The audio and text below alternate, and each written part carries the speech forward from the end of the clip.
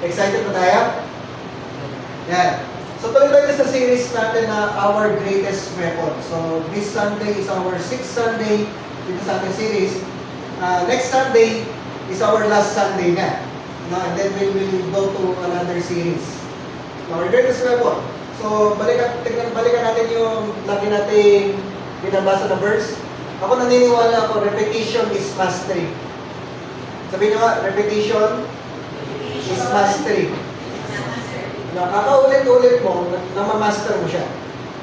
Same yung principle na yun, applicable yun sa lahat. Sa pagtugtog, sa pagdadrive, sa school, sa mathematics, sa engineering. Basta inuulit-ulit mo, mamamaster mo siya. No? Kaya yung pag-aaral natin, ginagawa natin series, kasi kailangan namamaster natin, nakakabisa nila. Yung mga inaaral natin, later on, aaralin din natin ulit yun, babalikan natin. Kasi nga, repetition is mastery. Kailangan inuulit-ulit para namamaster natin. No? So, sabi ko nga, di ba, yung, anong default natin pag walang nakalagay dito? NIV. Ano yung NIV? New International Version. So, yung NKJV, New King James Version. Yan. So, kailangan makabisado rin natin yung mga gano'n. At least, familiar na tayo sa mga iba-ibang version. So, sa New King James Version, Revelation chapter 12, verse 11, and they overcame him by the blood of the Lamb and by the word of their testimony, and they did not love their lives to death. Ano? So, na-overcome natin yung enemy, si devil, si Satan, yung serpent, yung dragon, na-overcome natin siya by the blood of the Lamb. So, ang principle natin, the blood of Jesus is our greatest weapon against the enemy. No? Ang pinaka-powerful na weapon natin against Satan is the blood of Jesus. Importante yung prayer, importante yung worship, pero ang talagang power na pinagagalingan ng prayer natin, ang worship natin, is the blood of Jesus Christ. Kapag wala yung blood of Jesus Christ, kahit 40 days ka mag-prayer, bali wala. Kahit wala, 2 weeks ka tuloy-tuloy na mag-worship, kung wala yung blood ni Jesus, bali wala yung prayer natin, bali wala yung worship natin. No? So, nagbibigay ng power sa buhay natin, ang nagbibigay ng power sa prayer natin, ang nagbibigay ng power sa ating worship, is the blood of Jesus Christ. No? Revelation chapter 12, verse 11, we overcame the enemy by the blood of Jesus. So, nagbigay tayo ng nakakaapat na principles na tayo. Una, basahin natin sabay-sabay. 1, 2, 3, go. By the blood of Jesus, I am Redeemed from the power of the enemy. Pangalawa, by the blood of Jesus, I've been forgiven. Number 3, because I walk in the light and in fellowship with other Christians. Sabay-sabay tayo. The blood of Jesus cleanses me now and continually from all sin. And then pangapat, by the blood of Jesus, I have been justified and God sees me as if I had never sinned. No? So this Sunday, 5 lahat yan. So nakakaapat na tayo this Sunday, aralan natin yung pang-5. So, gusto ko lang din banggitin. Yung Royal Gen, we are here to help you become better leaders. Sabi niyo, better leaders. No? So, hindi na tayo basta maging leader. Maging better leaders tayo. Kasi yung world, yung sa labas, may government. So, may government, meron tayong government, meron tayong business, meron sa school, meron pa mga ibang churches, maraming leaders. Meron sila mga kanilang mga idea tungkol sa leadership. Pero tayo, naniniwala tayo, ang greatest leader natin is Jesus Christ. Ang greatest example natin ng leadership si Jesus. At yung mga greatest principles ng leadership nasa Bible. So, dito sa Royal Gen, we want to help you, hindi lang para makilala natin si God. Importante yun, makilala natin si God. Importante yun, maintindihan natin yung Bible. Pero yung pag-aaral natin, we want to become better leaders. Paglabas natin ng church, after natin mag-aaral ng Bible, pagbalik mo sa school, pag nag-business ka, pag nasa work ka, pag napunta ka sa government, you will become better leaders. You will be children. No? Pero yung pagiging better leaders natin, it starts with our relationship with God. Magsisimula yun sa relationship natin sa Panginoon. Kaya, ginawa ni Jesus, example, kung meron tayong isang drum ng tubig, imagine nyo, isang drum ng mineral water, malinis na mineral water, iinumin mo ba yun? Siyempre, mineral water yun, diba? So, isang drum ng malinis na mineral water, pwede natin inumin. Pero kung papatakan mo ng isang patak lang, ng tubig galing sa kanal, iinumin mo ba ba yun? Bakit hindi? Eh, isang drum naman yun na malinis, isang patak lang naman nilagay mo.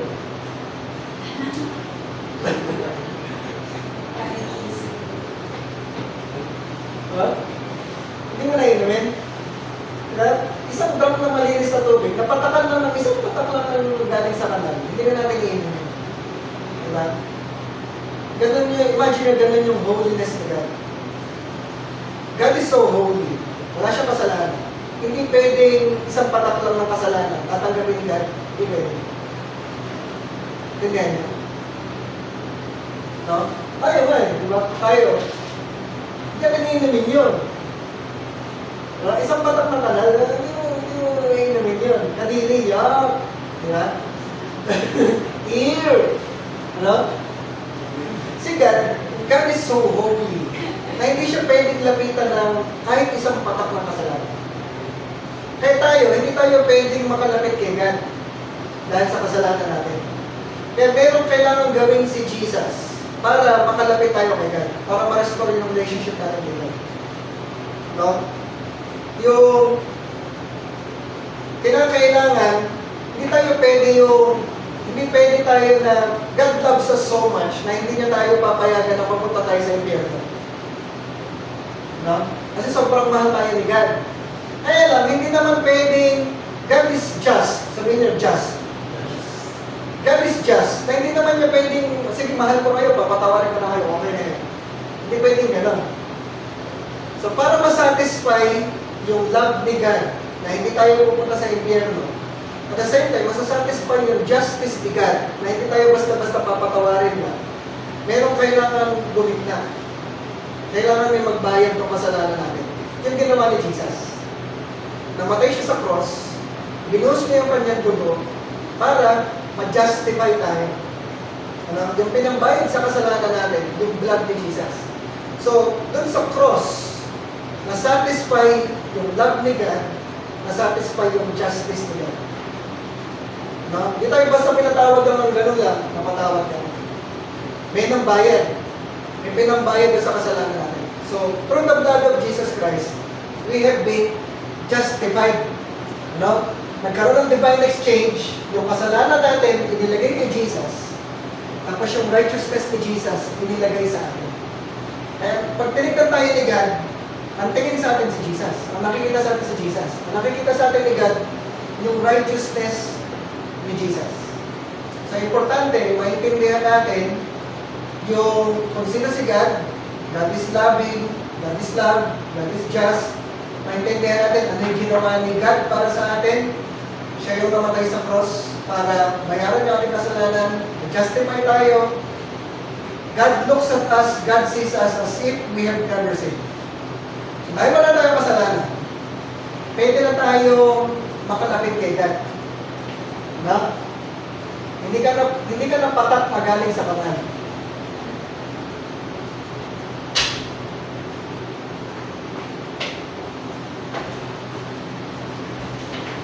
No? So, hindi tayo patak na galing sa kanal. Pag pinatak ka doon sa drum ng tubig, malinis ka rin. So, pwedeng inumin ni God yun. No? Kaya tayo, nakakalapit na tayo kay God. Kasi, God made us holy. Nakakalapit na tayo kay God kasi justified na tayo. So, ibig sabihin nun, pwede ka nang mag-pray, pwede ka nang mag-worship, titignan ka ni God, papansinin ka ni God, kasi nga, malinis na tayo. So, importante, maintindihan natin yung power ng cross, power ng blood ni Jesus Christ. Kaya yun yung nag-restore ng ating relationship sa Panginoon. So, dahil na-restore na yung relationship natin kay God, naintindihan na natin kung sino si God, naunawaan na natin yung ginawa ni God para sa atin, naintindihan na rin natin yung kung sino tayo sa harapan ni God, pwede na tayo maging better leader. No? So mamaya mas maintindihan na natin.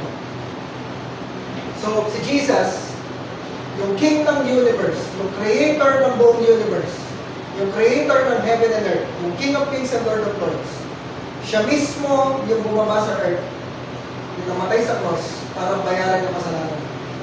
Siya mismo yung in-identify niya yung sarili niya sa mga tao. At the same time, Diyos siya.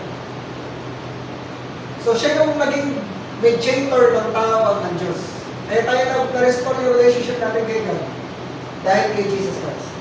Imagine nyo, lahat tayo, deserving tayo na pumunta sa impyerno. Dahil sa kasalanan natin. Lahat tayo dapat sa impyerno ng punta natin. Pero yung hari ng buong universe, siya yung gumawa ng paraan para hindi tayo pupunta sa impyerno. Para makapunta tayo sa langit, para makilala natin si God, at ma-represent natin si God sa earth. No? And kailangan ni God, kailangan tayo ni God to represent Him para marami pang mga tao yung makalap na lapit kay Jesus. No? Pinag-pray talaga natin itong lugar na to. Na malapit tayo sa school, malapit tayo sa Marcelo. Kasi gusto natin masaturate yung Marcelo. Gusto natin yung mga estudyante ng Marcelo, hindi lang mga estudyante, pati yung mga teachers, makarinig sila ng Word of God, makilala nila si Jesus, mailapit natin sila sa Panginoon. Ano? Yung, hindi natin kayang abutin yung buong Malolos, hindi natin kayang abutin yung buong Bulacan. Pero at least dito sa school na to, maabot natin. At least dito sa school na to, magsimula yung transformation, magsimula yung change. Ang dami na nakikitang pangit sa Pilipinas. Ang dami natin nakikitang pangit sa Malolos. Ano? Pero anong ginagawa natin? No? Sabi ko natin sa isang post, kasi nanalo si Mayor Isko. Nung nanalo doon, nung dating Mayor si Isko Moreno, malinis ang Maynila. Nung tumakbo siya ng presidente, natalo siya, dugyot na uli yung Maynila. Ngayon nanalo siya uli, naupo siya uli, malinis na uli yung Maynila. No? Pero at least may nangyayari. No?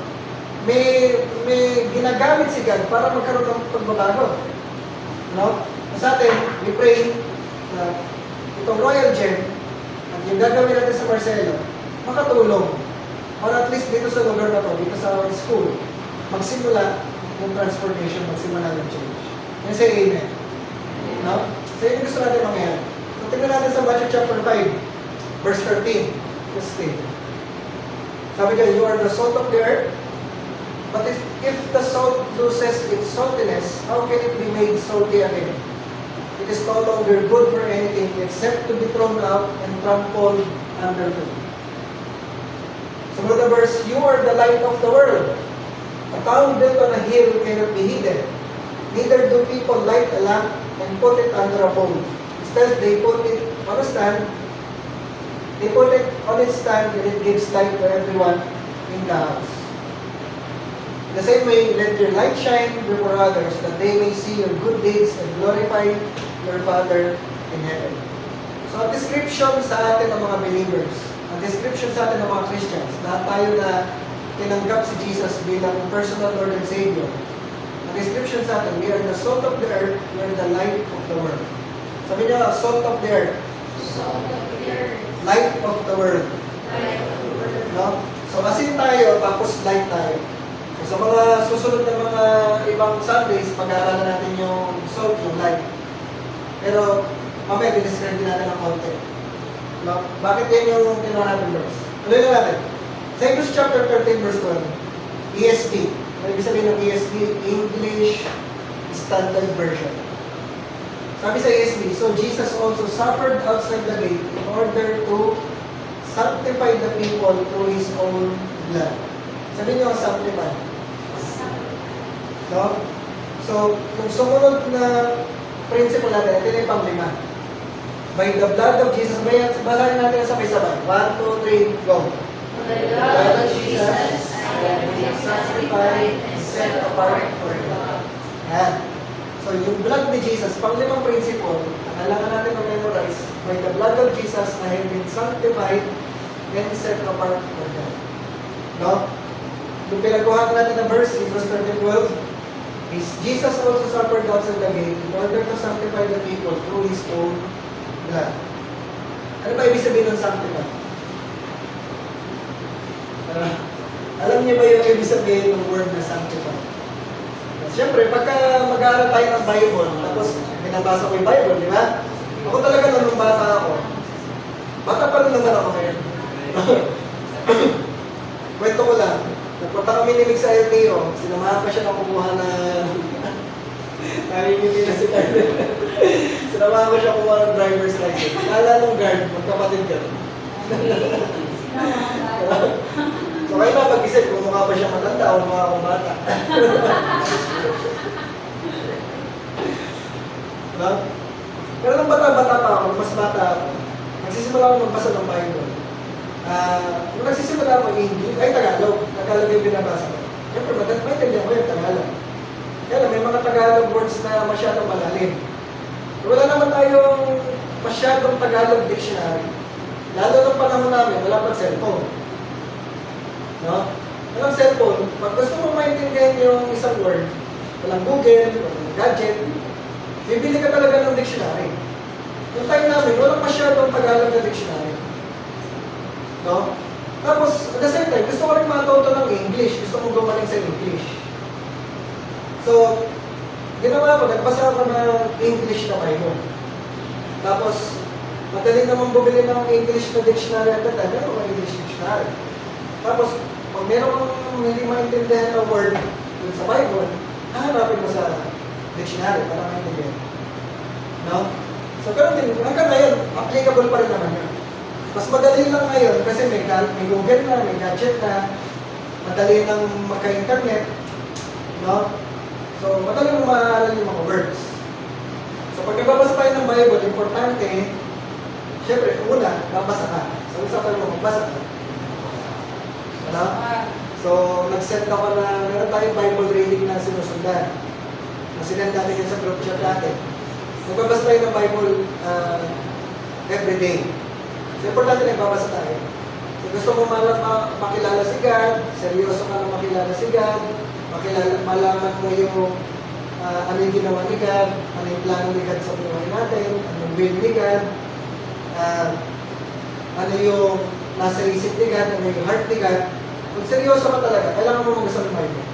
Meron ka mga questions sa life, meron ka mga hindi maintindihan, malalaman mo yun sa Bible. Ang Bible may answer sa lahat ng questions natin sa buhay. No? So, kailangan nagbabasa tayo ng Bible. So, magsisimula yun, basa tayo ng Bible. Tapos, pag meron kang di maintindihan, Google mo lang para maintindihan. So, ano ba yung ibig sabihin ng sanctified? No? Pag sinabing sanctified, yung Greek word na ginamit dun sa salitang sanctified, kasi yung Bible natin, Old Testament, anong language? Hebrew. Yung New Testament, anong language? Greek. No? So, Old Testament Hebrew, New Testament Greek, tinranslate lang sa panahon natin, tinranslate sa English. Pero yung original nun, Hebrew at Greek. So, babalikan natin, yung sanctified na word, ang Greek word na ginamit sa kanya ay hagiazo. Hagiazo. Ibig sabihin nun, pag sinabing sanctified, you're made holy, consecrated, set apart. You know? Ginawa kang holy. Ginawa kang banal. You know? Yung banal, hindi yung, pag sinabing banal, di ba, naisip natin, may halo, you know? May liwanag, nakaputi, yun ba yung holy? No? Hindi natin yun. Pag sinabing holy, you're consecrated. Ano yung consecrated? Ibig sabihin ng consecrated, para lang ng ibig sabihin yan. Holy, consecrated. Ibig sabihin ng set apart. No? Set apart. Hindi walay. For example, gusto mong bumili ng cellphone or bike. Gusto mong bumili ng cellphone or bike. Ano gagawin mo? Meron ka gustong bilhin. Ano gagawin mo para mabili mo siya?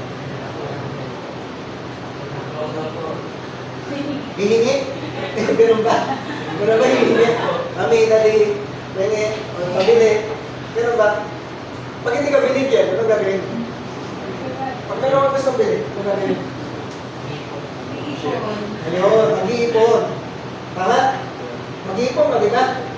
So, gusto mong bumili ng cellphone, gusto mong bumili ng bike, kung ano yung gusto mong bili, damit, sapatos, kung ano gusto mong bili, para mabili mo siya, mag-iipon ka. Yung iba, yung mga rich kid, siyempre, hihingi ka lang. Pero hindi naman tayo lahat mayaman. Ako, hindi ako mayaman. Nung bata ako, ako mayaman. Pero kung gusto mong bilhin, kahit kayo naman, hindi mo ako hihingi, wala akong hihingan. May sarili akong trabaho, may sarili akong family. So, kailangan mo gawin, kailangan natin gawin, mag-iipon. So, paano ka mag-iipon? Paano ka mag-iipon? Pag binigyan ka ng baon, binigyan ka ng pera ng mga gulang mo, ano gagawin mo doon sa pera? Meron kang kukunin na portion doon sa pera na doon sa baon mo. Meron kang kukunin na portion. Tatabi mo yun, isi-set apart mo siya. Para maiipon mo siya. Pambili ng cellphone, pambili ng bike, ng sapatos, at kung ano may gusto mong gawin. Yun ibig sabihin ng sineset apart. No? Ihiwalay mo siya. Bakit mo siya hiniwalay? For a certain purpose, for a specific purpose. Hinihiwalay mo siya. Kaya mo siya hiniwalay. Ito, hindi ko ito pwedeng ipambili ng milk tea, hindi ko pwedeng ipang Starbucks, hindi ko pwedeng ipambili ng pancit canton. Tinabi ko siya, for a specific purpose, pambili ko ng cellphone, pambili ko ng bike, or ng sapatos, or ng gadget. Para lang sa purpose niya. Natindihan niyo ba? Yun ibig sabihin ng set apart. Consecrated. Ano? Yun ang totoong ibig sabihin ng holy. Ang holy, inihiwalay. Sinet apart. No? So tayo, by the blood of Jesus Christ, we are sanctified, we are made holy, we are consecrated, we are set apart. Hiniwalay tayo. Kaya yung principle natin, balikan natin, I have been sanctified, I have been set apart. Para saan? For God. No? By the blood of Jesus, hiniwalay na tayo. Hindi na tayo pwedeng gamitin for other purposes. Ang purpose na kung ba tayo hiniwalay, sinet apart tayo, is for God. For God alone. For His purpose, for His kingdom. Yun ang ibig sabihin nun. Sabi mo sa tabi mo, set apart. Yan. So, yun yung title natin this morning. Sa title pa lang tayo. Ay, sorry. Pabalikan ko na. Yan. Set apart. No? Habang ko nung dami na sinabi, nasa title pa lang tayo. Set apart. So, tayo lahat, hiniwalay tayo ng Panginoon for His purpose, for Him. So, tuloy natin. 1 Corinthians chapter 1 verse 1, ESV ulit. Ano ibig sabihin ng ESV? English Standard Version. So, sabi dyan, so tayo, pag gagawa ka ng letter, tinatandaan din ang aral natin sa school, pag gagawa ka ng letter, ano letter? Ano yung nasa taas?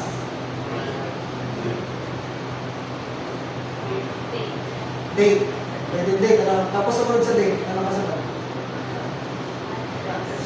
Address. Address nung padalanan mo. Tapos sumunod, greetings. Mga dear Charo. Dear Kuya Eddie. Dear. Tapos siya pa lang yung body of letter. Tapos sa baba, sender. Sa baba, yours truly, Maximus. Yeah. Na, ganun yung letter natin. Nasa una yung sa umpisa, date, yung pangalan ng susulatan mo, tapos greetings, tapos body ng letter, tapos sa baba ay yung pangalan ng sumulat. Na bago siya binabanggit. Kasi, sa Bible, itong Corinthians, letter to. So, di ba? Na? Hindi yan, sa panahon natin, alam natin, book siya. Pero hindi siya originally book. Originally letter siya. Sinulat ni Paul, gumawa siya ng letter, sinulat niya sa mga taga-Corinth, na tawag ng Corinthians. So, kaya na siya tinawag na Corinthians. Tapos, before, wala namang title yung mga books. Walang title yun.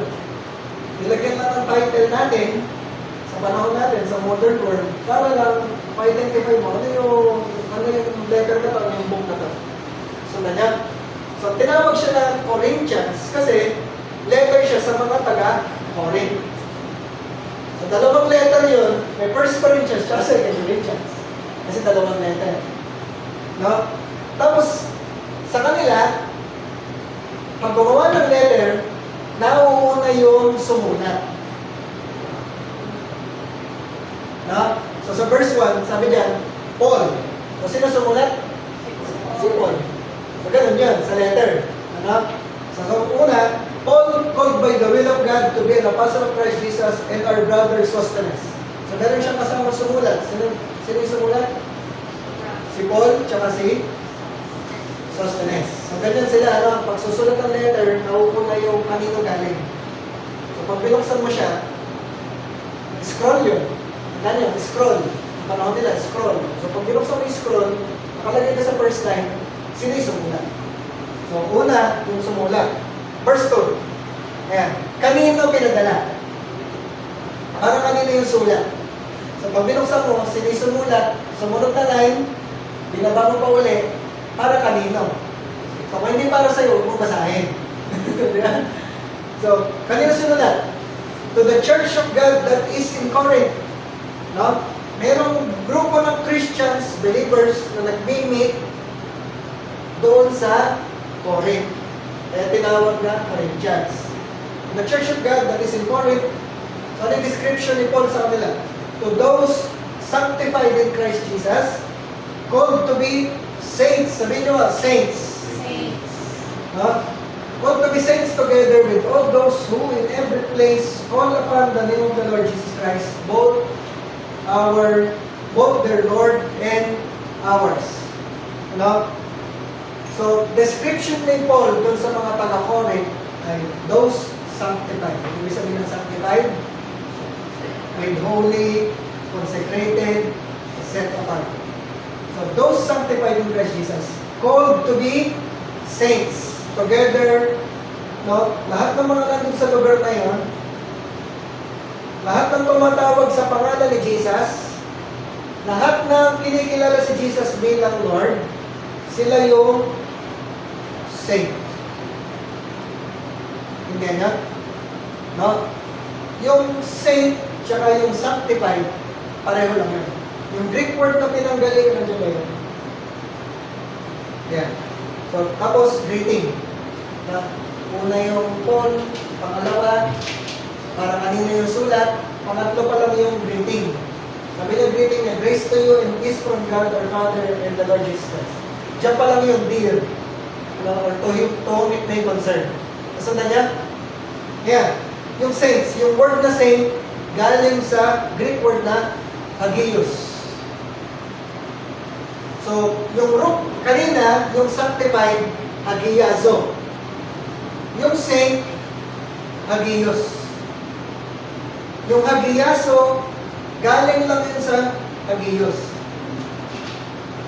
Nasusunod niya?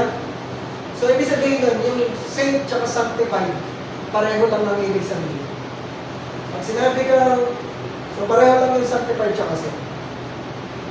Ang alam natin before, ako galing din ako dun sa ganong religion. May mga iba-ibang santo. Saint Peter, Saint Paul, Saint James, Saint John, no? Tapos yung Saint John Paul II, Saint Mother Teresa, ano? Tapos yung mga saint doon, sa religion natin before, para kang maging saint, may mga qualifications yun. Kailangan meron kang ginawang miracle. Ano pa? Kailangan patay ka na. Bago ka maging saint, kailangan patay ka muna. Tapos during your lifetime, meron kang miracle na ginawa. Importante yun. Pag wala kang ginawang miracle, hindi ka pwede maging saint. Yun yung galing sa religion natin before. No? So may pag-asa ka ba maging saint? Kailangan gumawa ka muna ng miracle. Tapos kailangan mamatay ka muna. Tapos marami pang mga ibang qualifications niya. Tapos, ang magde-declare sa'yo na saint, si Pope. Kailangan pirmahan ni Pope para maging saint ka. No? Pero, hindi yan biblical. Hindi yan nasa Bible. Kasi ang saint, sabi sa Bible, yung saint, sabi diyan, all those who in every place call upon the name of our Lord Jesus Christ, both their Lord and ours. Ganun lang kasimple yung qualification para maging saint. No? Tumatawag ka kay Jesus bilang Lord ng buhay, saint ka na. Sabi niyo ba? Kasi ano ibig sabihin ng saint? Ibig sabihin ng saint, set apart. Made holy, consecrated. No? So, Saint Vera, Saint Leon, Saint Carl, no? Saint Johan, Saint Jaro. No? Saint na tayo. So, lahat ng believers, lahat ng Christians, lahat ng tumanggap kay Jesus bilang Lord and Savior, saint sila yung saint sa Bible. No? Tayo yun. No? Kasi nga, ibig sabihin ng saint, set apart. Ano ibig sabihin ng saint? Set apart. So, hiniwalay tayo. 1 Corinthians chapter 6, verse 19, sabi dyan, do you not know that your bodies are temples of the Holy Spirit, who is in you, whom you have received from God? You are not your own. You were bought at a price, therefore honor God with your bodies. No? Binili tayo. Ano pinambili sa atin? Yung blood ni Jesus Christ. So, meron ng ibang nagmamayari sa atin. We are set apart for God. Ang nagmamayari na ng buhay natin, si God na. Sabi mo sa tabi mo, si God na. No? Ang may nagmamayari na ng buhay natin, si Lord na. Hindi na tayo ang may-ari ng buhay natin. So, we belong to God. Yung life natin, we use it for God and God alone. Our time, our resources, our talent, even everything we have, we use it for God. No? So, we belong to God. Sabihin mo sa sarili mo. Sige, sabihin mo sa sarili mo, I belong to God. Everything I have belongs to God. No? So, kailangan maintindihan natin yun. We are now set apart for God. Ang nagmamayari na sa atin, ang nagmamayari ng lahat ng meron tayo, si God. Yung cellphone ko, ako bumili nito, ako nagbayad nito, pera ko yung pinabili nito, pero hindi ito sa akin. It belongs to God. So, gagamitin ko yung cellphone ko for God's purpose. Yung kotse ko, akin yun, nakapangalan sa akin, pero ang totoo, it belongs to God. And I will use it for God's purpose. So yung buhay natin, everything we have, we belong to God, and everything we have belongs to God. No? Pag meron kang ganong understanding, madali mong maipapamuhay yung pagiging salt of the earth and light of the world. Merong reason kung bakit tayo nasa sa earth. Merong reason kung bakit tayo nilagay ni Lord sa earth. Merong reason si God kung bakit tayo nilagay malapit sa Marcelo. Kasi God wants us to become the salt of the earth, maging salt sa Marcelo, maging light sa Marcelo. No?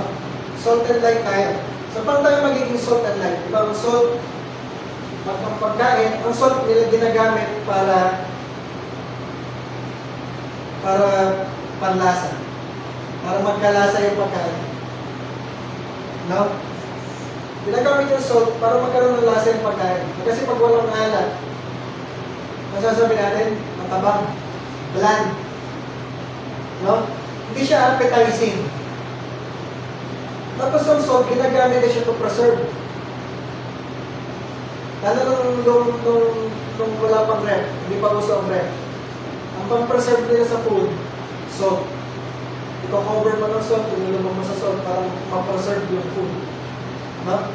So, ibig sabihin, tayo, yung gagamitin ni God, para ma-preserve yung society na kinalalagyan natin. Kasi pag walang salt, ano mangyayari? Mabubulok.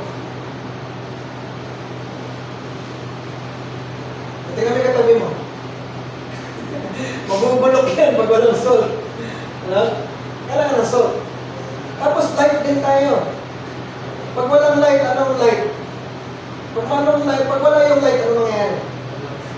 Magiging dark. No? Sa science, yung darkness, hindi siya matter. Hindi siya nag-occupy ng space, hindi siya nag-occupy ng wala siyang mass. Hindi siya nag-exist. Kasi ang darkness, absence of light. Hindi niya? Darkness is absence of light. Ang light, it's a matter. Meron siyang speed, nag-move siya. Meron siyang particles. Yun ang light. Pero pag walang light, pag wala yung matter ng light, wala yung presence ng light, darkness siya. So tayo light of the world, kasi pag wala yung light, darkness yung paligid mo. The world is darkness pag walang light. Kaya tayo nandito sa earth, tayo yung magiging light sa earth. Sabi mo sa tabi mo, light ka. No? So, paano tayo magiging salt and light? So, sabi natin kanina, we are the salt of the earth, we are the light of the world. Paano tayo magiging salt and light? Una, number one, be different. Sabi sa tabi mo, be different. No? Kailangan maging kakaiba tayo. Hiniwalay ka nga eh. No? You're set apart. So, kaya ka hiniwalay para maging iba ka, maging kakaiba ka. Hindi ka magiging kamukha lang nung dati mong sinasamahan. Magiging kakaiba tayo. Even in your family, you will be different. Kasi you are now salt and light. You have a relationship with God. Kilala mo na si God. Justified ka na, sanctified ka na. Iba ka na. You're different. Sabi sa Romans chapter 12 verse 2, do not conform to the pattern of this world, but be transformed by the renewing of your mind. Then you will be able to test and approve what God's will is, His good, pleasing, and perfect will. No? So sabi sa atin, sinasabihin tayo, do not conform. Huwag tayong gumaya. Huwag tayong sumunod dun sa pattern of this world. So yung world, may pattern, may sariling pattern. Yung world, may sariling culture, may sariling lifestyle. Tayo, sinasabihan tayo ng Bible, huwag kang gumaya. Sabi sa atin, huwag kang gumaya. Do not conform to the pattern of this world. No? Ngayon, kung ano yung ginagawa ng nasa world, huwag mo susundan, huwag mo kakayanin. Di ba kanina binasa natin? You are not your own. We belong to God. Yung katawan natin, temple of the Holy Spirit. No? Yung katawan natin, dito nakatira si Holy Spirit. Hindi mo pwedeng gamitin yung katawan mo na mabababoy. Sorry for the word. No? Masasalaula. Parang mas masama na tayo yung word. Ano? Matutumihan yung temple of the Holy Spirit.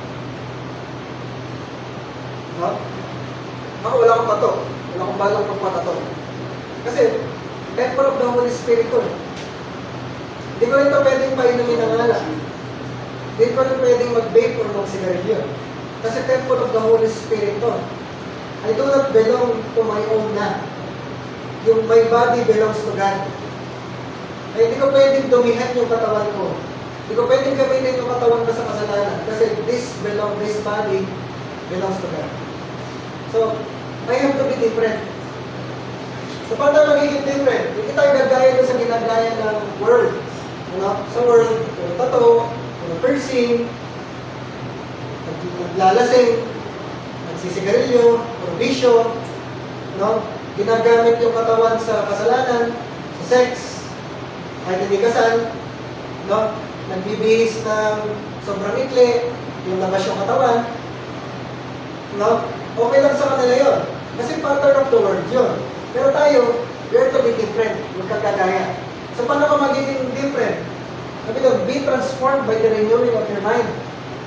Para ka matatransform, para ka magiging different, kailangan ma-renew yung mind. Sabi mo sa katabi mo, mind. Para ka ma-renew yung mind natin, babasa ka ng Bible. Aralin mo yung Bible. Unawain mo yung Bible para ma-renew yung mind natin. Pag na-renew yung mind natin, matatransform tayo, magiging different ka tayo. No? Hindi yun yung different lang na nakaputi ka lang, mukha kang banal, mukha kang walang kasalanan. Hindi ganun. Hindi nag-bleach ka lang ng nagpahaba ka ng buhok. Hindi ganun. Hindi ganun yung pagiging banal. No? Ibig sabihin nun, You think differently, you behave differently, you react differently, you're different. No? So be transparent. And then, pag nagbabasa ka ng Bible, you will be able to test and approve of God's ways. Malalaman mo kung ano yung gusto ni God. Ano yung plano ni God. Ano yung purpose ni God. Pag na-renew na yung mind natin. So ano ba description ng word? Bibigyan ko lang ng description. Paano nag-ooperate yung word? Sabihin ng word, yung mga tao na hindi nakakilala sa Panginoon. Yung mga tao na hindi na nagbabasa ng Bible. Yung mga tao na walang relationship kay God. Yung mga tao na hindi nagwo-worship kay God. Or yung mga may religion na hindi kumikilala kay Jesus. Ano ba ugali nila? Ano yung attitude nila? Ano characteristics nila? No? Para malaman natin, para tayo magiging different. No? Itong mga tao, itong word, ang attitude nila, meron silang pride. Pride. It's all about themselves. It's all about them. No? Akin to. Ito ang gusto ko. Ito pangarap ko. Ito ang vision ko. Puro sa sarili. No? Pride, selfishness, greed. Ano? Gusto ko nito. Pagka meron bagong gadget, gusto ko magkaroon ako nun. Gusto ko meron ako laging latest. No? Akin lang to. Hindi to pwedeng, yung pera ko lang yun. Yung meron ako, akin lang yun. Hindi ko yung pamimigay. Hindi ko yung ibibigay sa iba, hindi yung share sa iba. Ganun mag-operate ang world. Ano? Selfish, greed. Ano ba? Hatred.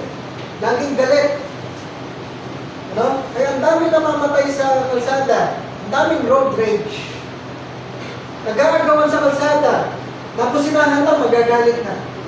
Nasingitan lang, makikipag-away na. Mamamaril na. Bakit? Kasi ayaw ng nalalamangan. Pero ba tayong gano'ng magalit? No? Ayaw natin ng nalalamangan. Ayaw natin ng may mas magaling pa sa atin. Ayaw natin ng mayroong mas sikat sa atin. Pag mayroong mas sikat sa atin, inaaway natin. Ano? Pag nasagasaan tayo, pag nasaktan tayo, nagagalit tayo. Ganun mag-cooperate ang word. Sabi mo sa katabi mo, be different. No? So pag different ka, kahit singitan ka, kahit unahan ka, kahit basinahan ka, hindi ka naiinis, hindi ka nagagalit. Kasi different ka na, set apart ka na. No? Hindi ka rin selfish. Yung buhay, it's no longer about you. It's no longer about me. Ang life natin sa world, hindi na tungkol sa sarili natin. It's all about God. Anong gusto ni God? No? Hindi na yung ambition natin. Ano na yung vision ni God? Ano yung pangarap ni God? Ano yung purpose ni God? Hindi na puro yung ambition natin. Pero mangarap pa rin tayo. Importante na nangarap tayo. Pero yung pangarap natin, yung galing sa Diyos. Hindi yung sarili lang natin ang pangarap. Ano ba? Slander. Ano yung slander? Yung naninira ka ng ibang tao. Kahit hindi totoo, sisirahan mo siya. Di naman matalino yan eh. Di naman magaling yan eh. Pasingat lang naman yan. No? Sisirahan ka talaga. Alam mo ba kung ginagawa niyan? Kahit hindi totoo, gagawa ng kwento tungkol sa'yo. Para sila lang alam. Ginagawa niyo ba yan? Mag-iimbento ka ng kwento para lang papangitin yung ibang tao. Para lang sirahan yung ibang tao. Tayo, different. We're different. Ano ba? Egoism. Alam mo yung egoism? Familiar ba kayo doon? Egoism. Ang egoism, kabaligtaran siya ng altruism. Ang altruism, yung tutulong ka na wala kang ina-expect na kapalit. Yung mga altruism. Ang world, doon sila sa egoism. Ang egoism, tutulong ka, kaya ka tumutulong kasi may in-expect na kapalit. Tinulungan kita ha, may utang na loob ka sa akin. Yun ang egoism. Kaya ka lang tumutulong kasi meron kang benefit na makukuha. Kaya ka lang tumutulong, may iba, kaya tumutulong para magpasikat, para maganda yung reputation nila, para masabing mabait sila, o kaya para meron kang advantage dun sa tao kasi tinulungan mo siya. No? Yun ang egoism. Pero tayo, be different. Sabi sa katulong, be different. Tutulong ka na walang hinihintay na kapalit. Ha?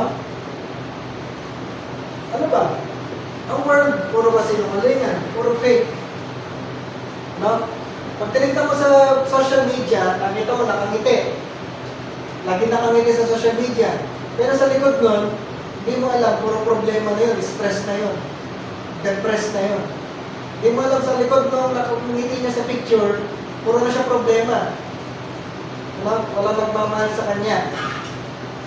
Sad naman, ano? Makikita mo sa social media, masarap yung kinakain. Magkasama yung pamilya, nasa magandang restaurant, nasa magandang hotel, namamasyal sa magandang park. Pero, sa labas doon, sa likod doon, hindi natin alam, nag-aaway na pala yung family. Okay, sa bahay, hindi sila nag-uusap. Sa bahay, lagi sila nagsusukitan. Pero sa picture, masasaya sila, nakangiti, namamasyal sa magandang lugar. Ganun ang world. Fake. Gusto niyo ba ng fake? No? Kung may bibili pa kayo ng sapatos, bibili niyo ba fake? Diba? Gusto mo yung totoo. No? Ganun ang social media. Sa social media, karamihan na nakikita natin, fake. Talaga karamihan, puro fake. Nakita mo, nagpatayo ng magandang bahay. Hindi mo alam, baon sa utang yun. Kinaiingitan mo, magandang bahay, pero baon sa utang. Pero ako may isang kilala, hindi naman siya kilala personally, pero naikwento sa akin, no? Nagkaroon siya ng business, kumita yung business, nagpatayo ng bahay, kaya lang, na-over budget yung pagpapatayo ng bahay. Hindi na kinayanan yung stress ng ginawa, ng suicide. No? Ngayon sabi, pag may nakita ka sa social media, kala mo ang ganda-ganda, pero behind that, pangit, may mga pangit na story. Kasi nga, fake. Maraming mga tao, na magpo-post, makakuha lang ng mga likes, makakuha ng mga reactions, pero hindi totoo. Naghahanap lang ng attention, gusto lang may papansin sa kanila. Pero hindi totoo. Marami na rin akong kilalang ganyan. Pag nagpa-picture yung family, pagpo-post ng family, pumasyal sa ganito, sa ganyan. Pero, yung reality, nag-aaway na silang mag-asawa. Gusto na maghiwalay.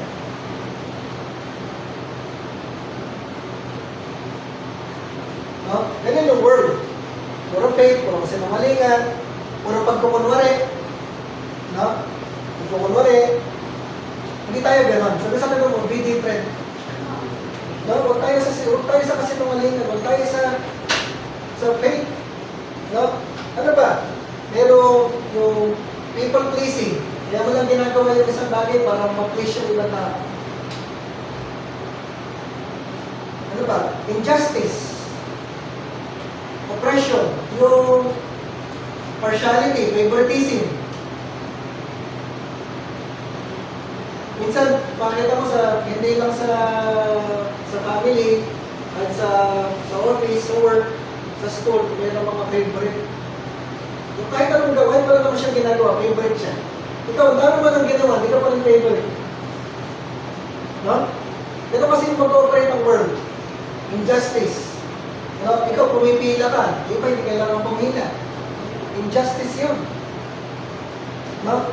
Ikaw, nag-aral ka, nag-prepare ka, tapos nag-apply ka sa trabaho, iba yung natanggap, kasi yung natanggap kakilala. Eh paano, kawawa ka naman, wala kang makilala. Diba? Pero masipag ka naman, ayos ka naman magtrabaho. Kaso, ang problema na wala kang makilala. Paano ka matatanggap sa trabaho? No? Injustice yun. Ano ba? Indifference. Ano ibig sabihin ng indifference? Yung wala kang pakialam. No? Naghihirap na yung nasa katabi mo, wala kang pakialam. Meron ng corruption, wala kang pakialam. Meron ng nakakaranas ng oppression, wala kang pakialam. No? Yun ang indifference. Ikaw ba yun? Wala kang pakialam dyan. No? Mag-away ka dyan, wala kang pakialam. Magka-problema kayo dyan, wala kang pakialam. No? Bahain kayo dyan, wala kang pakialam. No? Ganun ba tayo? Sabi sa tabi mo, be different. Be different. No? Ano pa? Siyempre yung mga hindi naniniwala kay Lord, yung hindi sumusunod sa magulang, hindi disobey sa traffic rules, hindi disobey sa government, and hindi naniniwala kayo. So, sabi mo, be different. No? Huwag natin sundan yung pattern of the world. No? Dami na sinabi. So, lahat ng yun, huwag natin susundan yun. Iba na tayo. You're the salt of the earth, you're the light of the world. Then, pangalawa, shine your light. Shine your light. Sabi nyo, shine your light. No, magliwanag tayo. Matthew chapter 5, balikan natin yung binasa natin kanina. Matthew 5:16, verse 16 lang to. In the same way, let your light shine before others, that they may see your good deeds and glorify your Father in heaven. No? So, kaya tayo na magliliwanag, si Jesus yung liwanag natin. We say amen. Jesus is our light, and we allow Jesus to shine His light through us. No? Paano tayo magliliwanag? That they may see your good deeds and glorify God. Glorify your Father. Kaya tayo magpapaliwanag para si God yung sumikat. Para si God yung makilala. No? Hindi tayo nag-build ng platform for ourselves. Hindi tayo, kahit dami mga preachers ngayon, dami sa social media, para mas sumikat sila. Nag-build sila ng sarili nilang platform. Sila kilala, pangalan nila yung kilala. Pero tayo, hindi tayo nag-build ng sarili natin platform. Hindi tayo nagpapakilala para makilala tayo. We want to make Jesus known. No? It's all about God. Siya yung magsha-shine, siya yung makikilala, siya yung magiging famous, siya yung i-declare natin. Kaya say amen. No? Sabi mo din sa katabi mo, shine your light. Then, panghuli point natin, keep walking. No? You want to be salt, you want to be light, you have to be different, you have to shine your light, you have to keep walking. Ano yung keep walking? Ano sabihin niya? Ephesians chapter 2 verse 10, ESV, for we are His workmanship, created in Christ Jesus for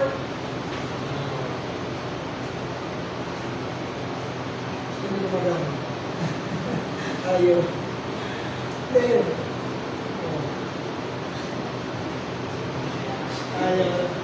For good works.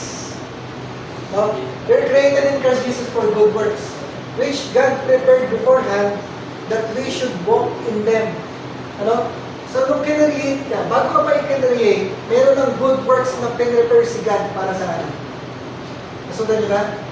No? Yung good works na yun, yun yung lalakaran mo. Sabi mo din sa katabi mo, keep walking. No? Yung good works na pinrepare sa atin, bago ka pa i-create, lalakaran mo yun. So, keep doing good works. Keep walking.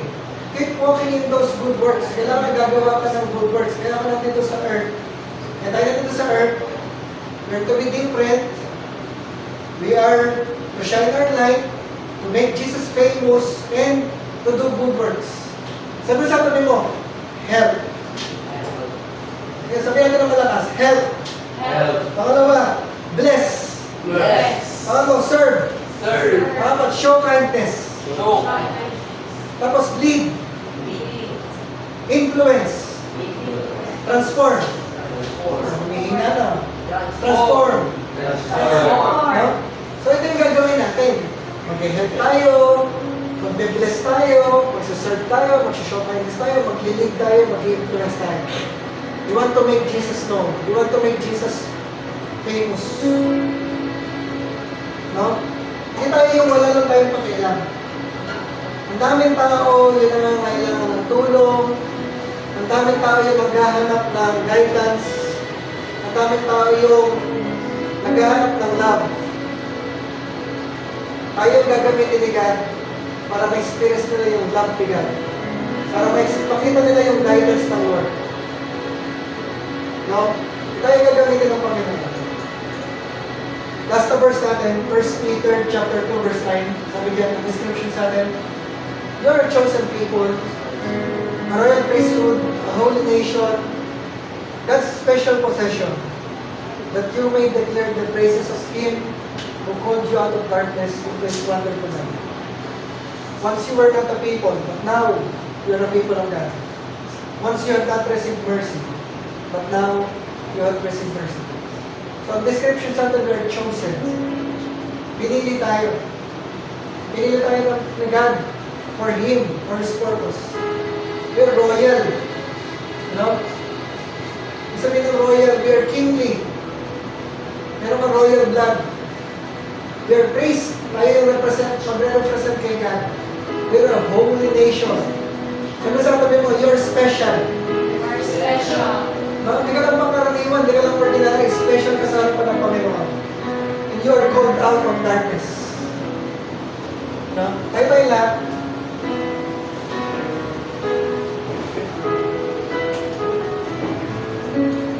So, basahin natin ang sabay-sabay. 1, 2, 3, go. The blood of Jesus has been sanctified and set apart for God. So, hiniwalay tayo ng Panginoon. Hiniwalay tayo ng Lord. We are made holy, we are consecrated. Ang gusto ng Panginoon, we have to be different. Different yung thinking natin, different yung mindset natin, different yung lifestyle natin, different yung words natin, yung vocabulary natin, different yung language natin, different yung attitude natin. And we have to shine our light. Allow Jesus to shine in us. We make Jesus famous, we make Jesus known. And we keep walking doon sa good deeds na pinipare sa atin ng Lord. Help, bless, serve, and show kindness. Now, tayo manalangin. Taas natin yung ating kamay. Let's pray. Lord, we declare bawat isa po sa amin dito, Panginoon, we are sanctified, we are consecrated, we are made holy, we are set apart for your purpose, for you alone, for your kingdom. We declare, Panginoon, bawat isa sa amin, and even, Lord, yung mga kasama namin na wala today, we are different from this world. You will use us, Lord, to be the voice for truth, the voice for life, the voice for love. Lord, we will shine your light. We will make you known. We will make you famous. Lord, use us to help, to bless, to serve, to show kindness. Use us, Lord, to lead this world towards you and towards your plan, towards your purposes. Use us, Lord, to transform this nation, to transform the Philippines. Use us, Lord, to become agents of change sa Malolos, sa Marcelo, agents of change sa aming mga school, agents of change sa aming work, sa business, sa government. Thank you, Lord God. Use Royal Jet for your plans and for your purposes. We belong to you. Everything we have belongs to you, Lord God. Use us for your glory.